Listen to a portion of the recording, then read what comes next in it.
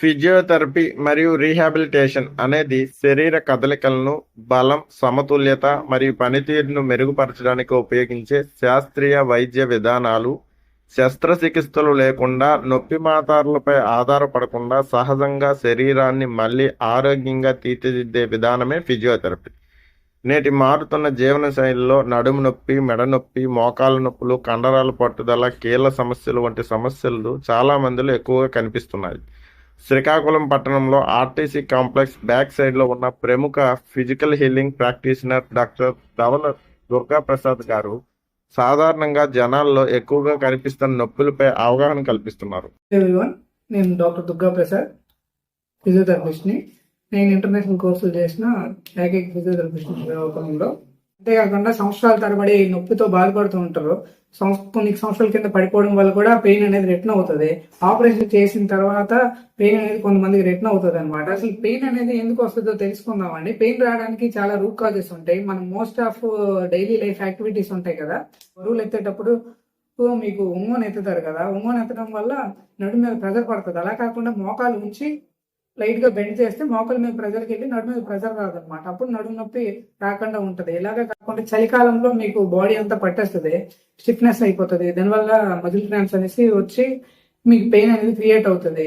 వీటిని ప్రివెంట్ చేసుకోవడానికి మెడికేషన్స్ వాడతారు. మెడికేషన్స్ వాడినా సరే కొద్దిసేపు మీకు రిలీఫ్ ఇవ్వచ్చు. ఇంకా పోస్ట్ సర్జరీ తర్వాత కూడా కొంతమందికి పెయిన్స్ వస్తాయి. వాటికి కూడా ప్రివెంట్ చేయొచ్చు.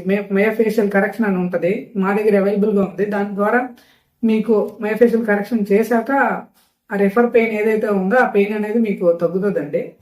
రీసెంట్ గా చూసుకుంటే వ్యవసాయ పనులు చేసేవారు, నెక్స్ట్ బండి డ్రైవ్ చేసేవారు, లాంగ్ డ్రైవ్ చేసే వాళ్ళకి నడుము నొప్పి వస్తుంది. దానికి కారణం మీరు ఏ వర్కౌట్స్ చేసుకోకపోవడం, నెక్స్ట్ వచ్చేసి ఆ మజిల్ అనేది టైట్ అయిపోవడం కానీ, ఆ ఏరియాలో ఉండే మజిల్ వీక్ అయిపోవడం వల్ల కానీ, మోస్ట్ ఆఫ్ ది రీజన్స్ వల్ల అయితే బ్యాక్ పెయిన్ అనేది వస్తుంది. దీనికి మీరు ఎలా ప్రివెంట్ చేయొచ్చు అంటే మజిల్ స్ట్రెంగ్ చేసుకోవడం, మజిల్ సంబంధించి దానికి ఏ ఏరియాకి సంబంధించిన పెయిన్ అయితే ఆ ఏరియాకి ఎక్సర్సైజ్ చేసుకోవడం వల్ల మీ నొప్పి అయితే ప్రివెంట్ చేయొచ్చు.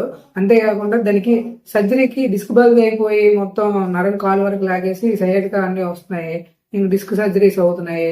మోస్ట్ ఆఫ్ సర్జరీస్ అయితే మనం ప్రివెంట్ చేయొచ్చు. ముందే మీరు ఎక్సర్సైజ్ చేసుకొని మీ బాడీని కాపాడుకోగలిగితే.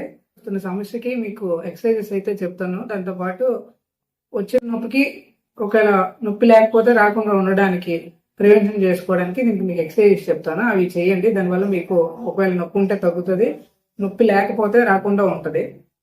రెండు చేతులు బయటికి ఆనించి ఉంచండి, లేదంటే నేల మీద ఏదైనా చాప కానీ ఏదైనా సంబంధించి వేసుకొని ఈ ఎక్సర్సైజ్ అయితే చేయండి. ఇలా పొజిషన్ ఉందాక కాళ్ళు అనేవి రెండు దూరం పెట్టుకోవాలి. దూరం పెట్టుకొని రెండు చేతులు ఆనించి ఉంచాలి. తర్వాత నడుము పైకి కొంచెం ఇంకొంచెం పైకి ఎత్తండి. నడుము ఎత్తేటప్పుడు ఊపిరి తీసుకుంటూ ఎత్తాలి అనమాట. దించేటప్పుడు ఊపిరి వదులుతూ దించాలి. ఊపిరి తీసుకుంటూ పైకి ఎత్తి 10 సెకండ్లు ఉంచాలి.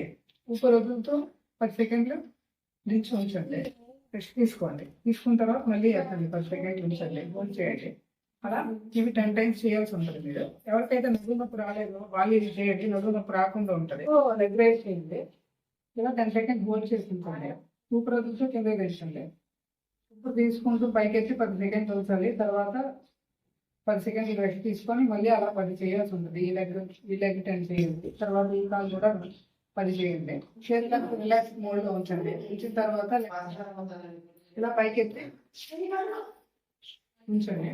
ఇలా 10 సెకండ్లు ఉంచాలి. బయటికి తీసుకొచ్చి ఇలా ఉంచాలన్నమాట. 10 సెకండ్ హోల్డ్ చేసి ఊపిరి తీసుకుంటూ 10 సెకండ్లు ఉంచాలి. ఊపిరి వదులుతూ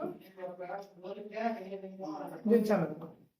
ఇలా 10 చేయండి. ఈ కాలుకి 10, ఈ కాలుకి 10. ఇంకా ఇది బ్యాక్ సర్జరీ ఎవరైనా చేసి నొప్పి ఉంటే ఇది ఎక్సర్సైజ్ చేయండి. ప్రెజెంట్ ఇలా పట్టుకొని సాటి వరకు లాక్కోవాలి. లాక్కుంటూ 10 సెకండ్లు ఉంచాలి. ఈ లాక్కుంటూ 10 సెకండ్లు ఉంచాలి. 10 సెకండ్లు రెస్ట్ తీసుకొని ఈ పని చేయాల్సి ఉంటుంది. దగ్గర పెట్టి దగ్గర లాక్కొని 10 సెకండ్లు ఉంచండి. తల పైకి పెట్టండి. ఇవి 10 చేయండి, 10 సెకండ్లు చేయండి. కాళ్ళు ఉంచుకుంటూ ఈ కాళ్ళు తీసుకొచ్చి ఇలా పెట్టుకోండి. ఈ కింద భాగంలో పట్టుకొని ఈ కాళ్ళని దీంతో లాగాలి. సరిగా ఉండాలి ఎక్సర్సైజ్ చేసేటప్పుడు. రాంగ్ గా చేస్తే నొప్పి వచ్చే అవకాశం ఉంటుంది. 10 సెకండ్లు స్ట్రెచ్ చేయాలి. ఈ కాలికి 10, ఈ కాలికి 10, 2 కాళ్ళు అలా చేయండి. దాంతో పాటు దీనికి ముందు ఎక్సర్సైజ్ చెప్పా కదా, ఈ స్ట్రెచెస్ అన్ని అయ్యాక ఆ ఎక్సర్సైజ్ అయితే చేయండి. దానివల్ల మీకు నొప్పి తగ్గుతుంది. ఇంకో విషయం ఏంటంటే ఇది చిన్న చిన్న బేసిక్ ఎక్సర్సైజెస్ మాత్రమే.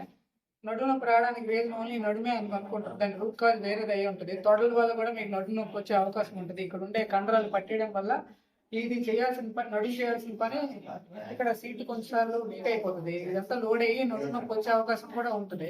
మీరు ఎలా పడితే అలాగే ఎక్సర్సైజ్ చేసేకండి. ఏదైనా డాక్టర్ పర్యవేక్షణలో చేశారంటే మీకు ఆ నొప్పి ఎందుకు వచ్చిందని ఫస్ట్ తెలిస్తే దానికి సంబంధించిన ఎక్సర్సైజ్ చేయొచ్చు. జనరల్ అవేర్నెస్ కోసం మాత్రమే చెప్పింది ఈ వీడియో. దీనికోసం మీరు మరీ ఇబ్బందిగా ఉంటే డాక్టర్ని అయితే కన్సల్ట్ అవ్వాల్సిన అవసరం అయితే ఉంటుంది.